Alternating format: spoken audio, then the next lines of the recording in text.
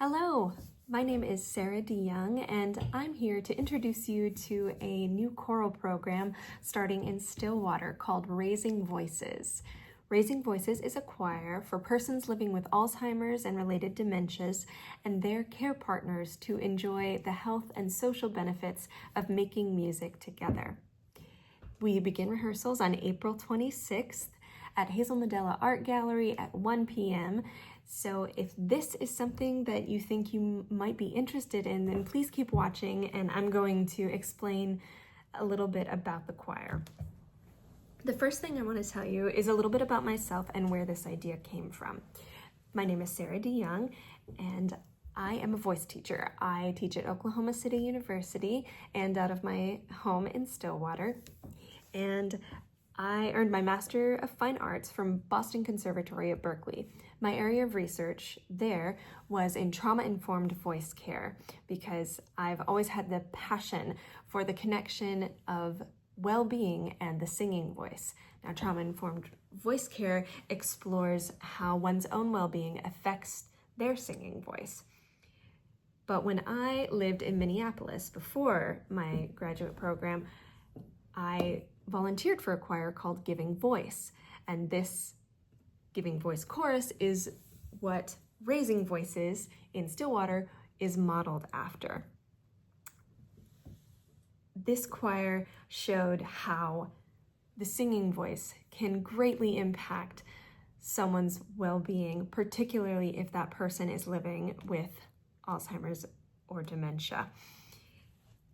There are over 70,000 Oklahomans living with Alzheimer's today, and the causes of Alzheimer's disease remain mostly unknown, and the effect of it is often misunderstood or stigmatized. So receiving a diagnosis can lead to feelings of fear and isolation, both for the patient and their caregiver. But we at Raising Voices want to provide a supportive space to experience joy, community, and music. We want to fight stigma by showing Stillwater what living well with dementia can look like. So how does singing achieve this? Research has shown that singing in a group can increase neuroplasticity, improve cognitive function, improve breathing and immune function, mitigate age-related hearing loss, release the happy hormones like endorphins and serotonin, and reduce stress hormone of cortisol. It also reduces loneliness, and it can build empathy, trust, and social bonding. The chorus is going to be made up of 1/3 singers with dementia, 1/3 their care partners, and 1/3 community volunteers. The care partners do not have to be the primary caregiver. They can be another family member or a friend, a neighbor, but the care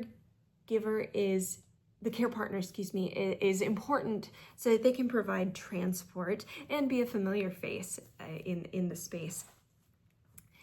The singers with dementia, our target demographic is persons living at home because they don't have as much access to programming. Now, we absolutely welcome people who are living in a care facility or a memory care unit, but they often have access to programming through their care facility.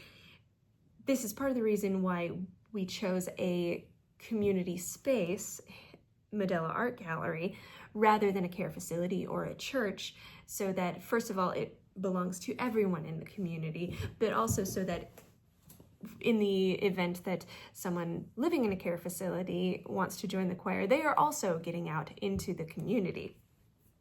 A question I've been asked is my level of cognitive decline a good fit for the choir? And we will not ask for a diagnosis. So my answer is, if you and your care partner feel like you can make the journey to the choir, then we welcome you.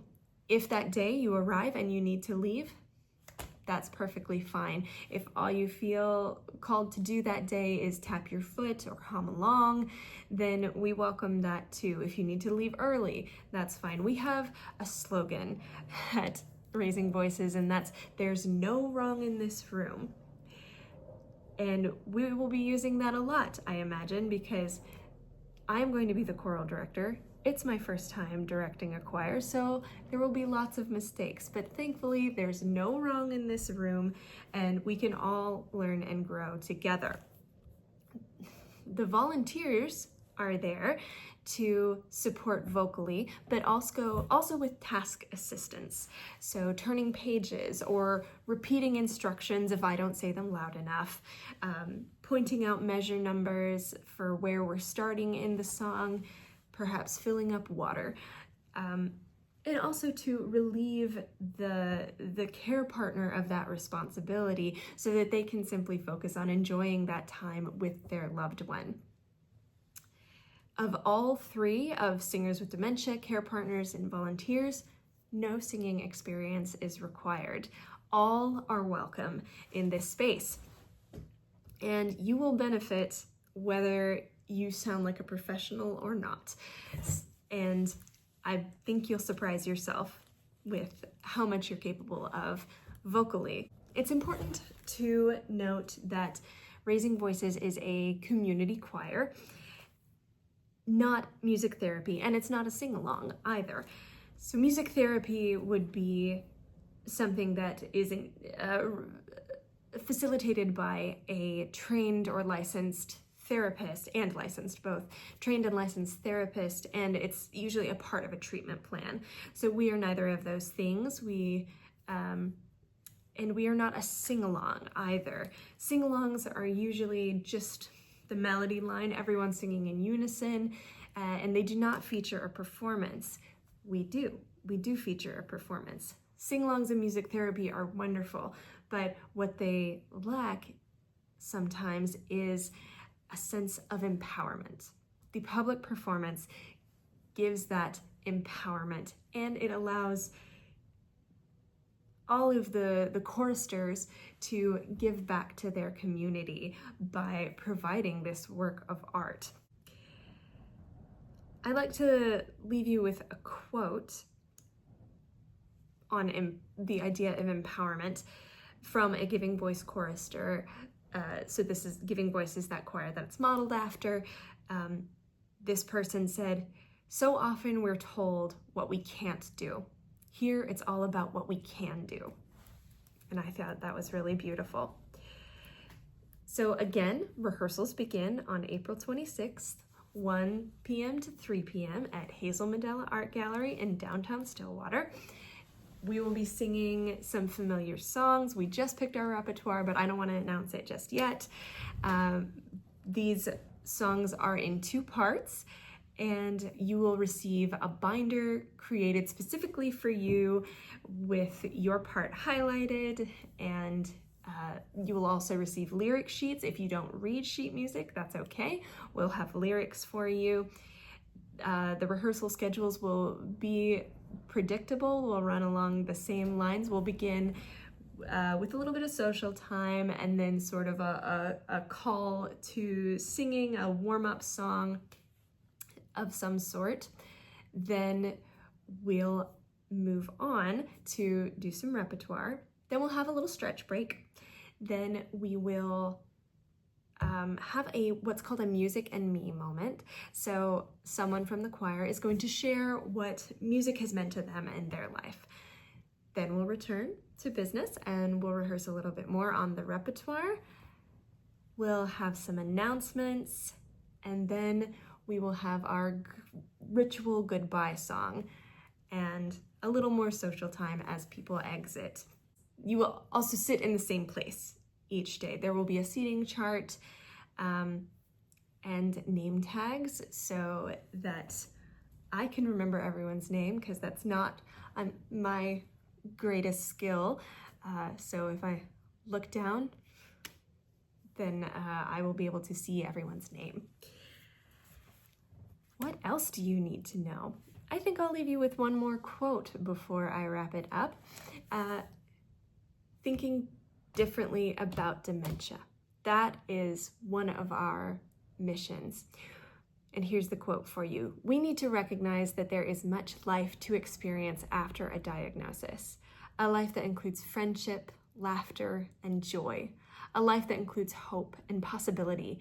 At Raising Voices, we believe that music is key to living well with dementia. Now, I took this quote from the Giving Voice Initiative website. So, as you might remember, Giving Voice is the choir, the original choir that this is modeled after. They began with less than 20 singers and in Minneapolis and St. Paul, and are now expanded to 3 choirs across the Twin Cities. They have started an initiative to open more choirs like this across the United States, and we're a part of that initiative. So thank you for watching. Our website is www.raisingvoicesok.com. And I'm going to leave you with 2 last thoughts. All are welcome, and there's no wrong in this room. So please join us in some singing starting April 26th.